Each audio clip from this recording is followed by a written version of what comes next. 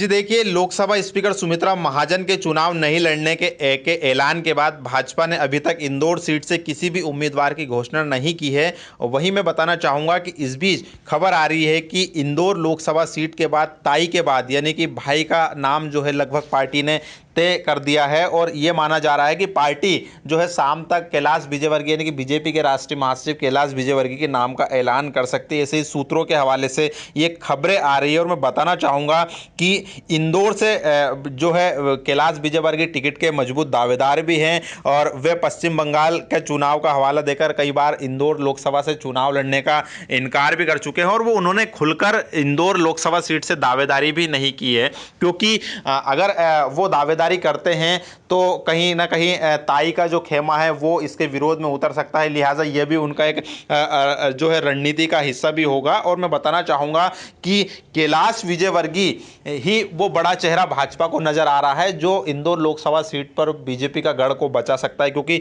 लगातार कांग्रेस भी यहाँ पर कांग्रेस ने भी इस सीट को होल्ड कर रखा और कांग्रेस ही इंतजार कर रही है कि जैसे ही बीजेपी चेहरे का ऐलान करती है तो कांग्रेस अपने उम्मीदवार को भी मैदान में उतार देगी। तो कहीं ना कहीं जिस तरीके से कैलाश विजयवर्गीय का जो है पुराना अगर देखा जाए रिपोर्ट कार्ड, तो सियासी रणनीति के कैलाश विजयवर्गीय बड़े मास्टरमाइंड माने जाते हैं और उनका एक तगड़ा नेटवर्क भी है, गांवों और ग्रामीणों के बीच में काफ़ी उनकी पहुंच भी है। और लिहाजा उसी को ध्यान में रखते हुए कहीं ना कहीं पार्टी जो है उनके चेहरे पर मंथन कर रही है। और एक और खास बात यह कही जाती है कैलाश विजयवर्गीय के बारे में कि कैलाश विजयवर्गीय ने अभी तक जिसको भी टिकट दिलवाया है या वो खुद जहां से भी चुनाव लड़े हैं वो गारंटी के साथ उन्होंने पार्टी को जीत दिलाई है। तो कहीं ना कहीं उनकी जो ये रिपोर्ट कार्ड है उसी को लेकर बीजेपी उनके चेहरे पर आश्वस्त नजर आ रहा है।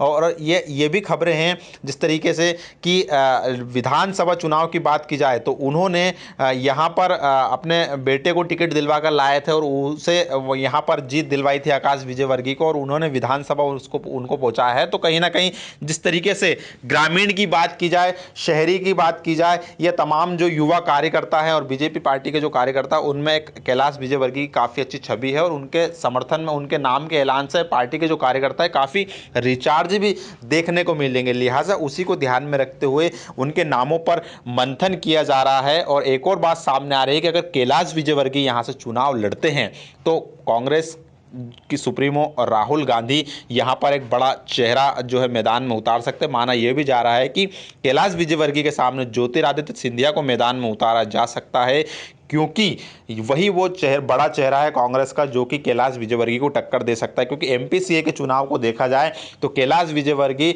और ज्योतिरादित्य सिंधिया का मुकाबला हुआ था और यहाँ पर ज्योतिरादित्य सिंधिया को जीत मिली थी। लिहाजा कहीं ना कहीं दोनों ही पार्टी इंदौर लोकसभा सीट पर बड़े नाम पर मंथन कर रही है।